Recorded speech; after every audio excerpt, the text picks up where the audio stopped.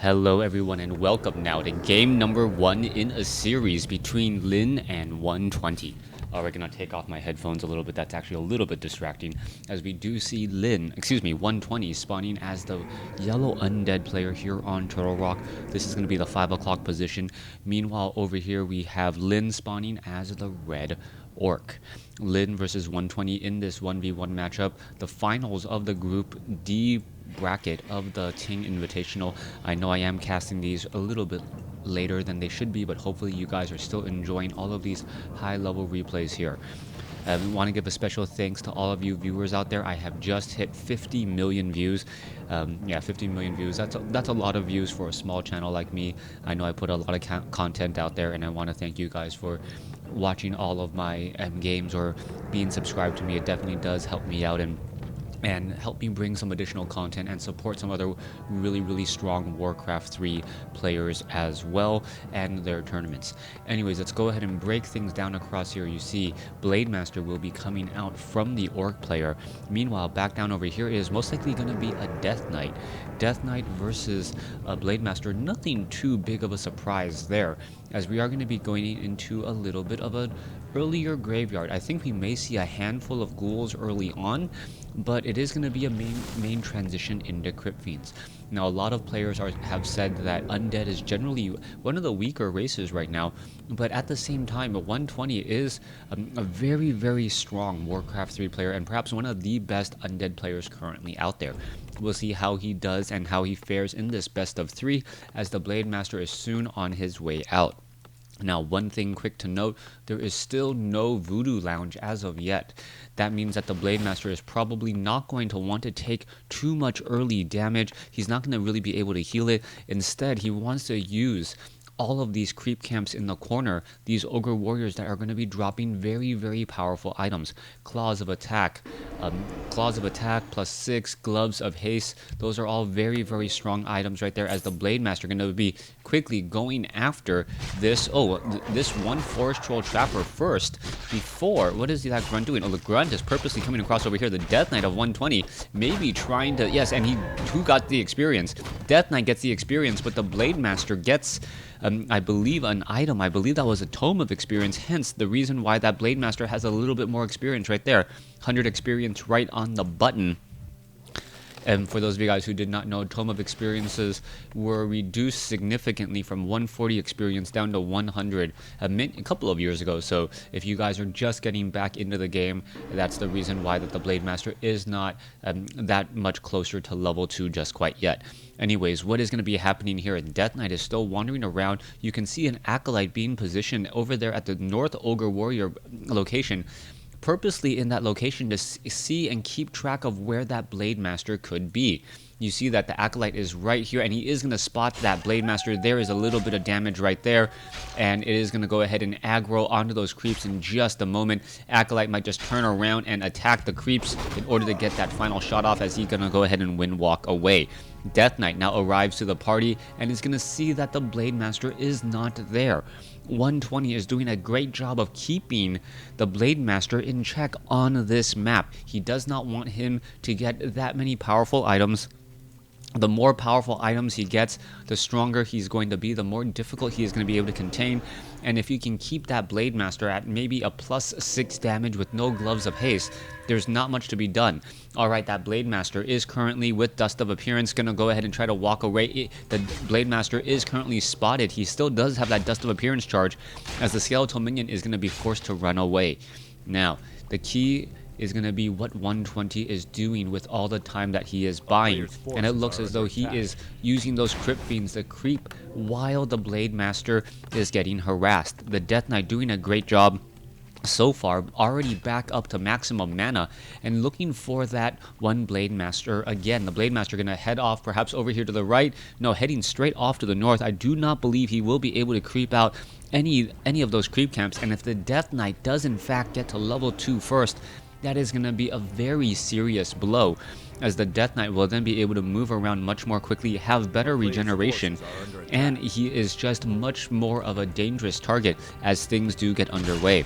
Blade Master finally gets his item, and it is a Ring of Protection +2. Not the item he was looking for, but it will give him a little bit more durability. Couple of, well, skeletal minions will get taken down right there, giving a little bit more experience to the Blade Master again. Death Knight hoping to perhaps steal a bit of experience once more, unable to do so, as the Death Knight still trying to run back away. Wow, Blade Master completely ignored that Death Knight there, as we now see the Crypt Fiends going after the giant sea turtle here. Death Knight now with Unholy Aura is going to be able to outpace, picks up the Slippers of Agility from his opponent, and he is now denying experience from his opponent. All right, there's a beautiful Death Coil right there. Crypt Fiends need to stay within range right there. Is it going to be able to stay alive? Yes, it will. Being able to throw down that Death Coil just in time. The skeletal minions purposely being used to disrupt the healing on those grunts. As so far, 120 is just in absolute control of this game. Lich is now being added. Black Citadel being added as well. 120 playing a beautiful game so far, as Lin looks to try and clean things up. All right, Ogre Magi gonna get taken down. What item will be dropped? I believe it is it a consumable?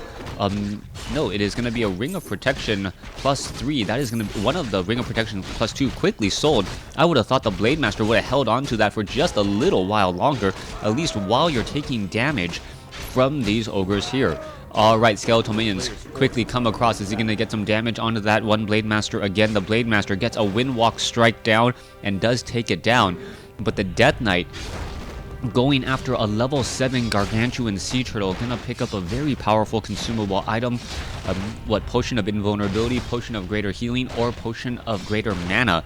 All three are extremely useful in this matchup, as the Lich already has 300 mana at this stage. Alright, it is going to be Scroll of the Beast. Something that may be sold, but it does give a lot of additional damage to these Crypt Fiends, as they do tend to stutter step just a bit. Wind Riders now added. This is not Reign of Chaos. One Ziggurat, while under construction, does not have fortified armor, and therefore is taking a lot of damage right now. This is going to cause some problems, as another Ziggurat will need to be summoned in order to cancel that right there. Acolyte may be taking a bit of damage as well, as the one Wind Rider could cause a bit of problems. The Black Citadel nearly completed, as the Crypt Fiends could come around. Do we have Web? Web has not been researched yet, as we are now going into Gargoyles. Gargoyles do win out in that 1v1 fight. 61 to 70 damage with a little bit of armor added to boot. That Wind Rider does not want to stick around, as he will now be heading back home. Skeletal minions wandering around inside the orc base, as you can see the Lich, the Lich making its rounds over. A quick Hex there. Is he going to pick up the item? Yes! The little rooster picked up the item. He was Hexed, but he picked up the Wand of Mana Stealing away from that Shadow Hunter, and things are just going from bad to worse for the orc. Back across over here, it looks as though the skeletal minions did end up getting destroyed back down across, as the Death Knight and the Lich are looking to get into the proper position here. All right, Wind Riders trying to back away. Crypt Fiends are ready for this push, and with such a strong lead, you can see, wow, the orc has Tri-Hero coming across this game. This is not something you see very often. Fortress has been upgraded. I do not see fortified armor, but we are going to be looking at Kodos. All right, there's a quick silence right there. Dark Ranger, is the Tauren Chieftain going to be able to get anywhere? That is the big question, as the units are all just pretty much wandering around. Tauren Chieftain unable to, gets a good stomp off across multiple units, as the Crypt Fiends are now getting taken down. Tauren Chieftain down to 153 some odd hit points. Another beautiful stomp comes into play, but the Blade Master gets taken down, and the Tauren Chieftain falls. With that, we see 120 taking game number 1 in this series. The Tauren Chieftain not being enough, even though it landed 2 big stomps in order to slow down much of that damage, but in getting into position, he took far too much damage, and also that Blade Master just didn't have enough life on him. And 120 did this all without destroyers. That's actually a very, very important point. The timing on that attack, Lin was not ready for it. 120 attacked before destroyers and before obsidian statues, really, in order to be able to just roll over. A very, very strong timing attack right there, giving 120 a 1-0 lead in this series. Thanks for watching. Thanks for listening. Hope you guys enjoyed game number 1. Please stay tuned for game number 2.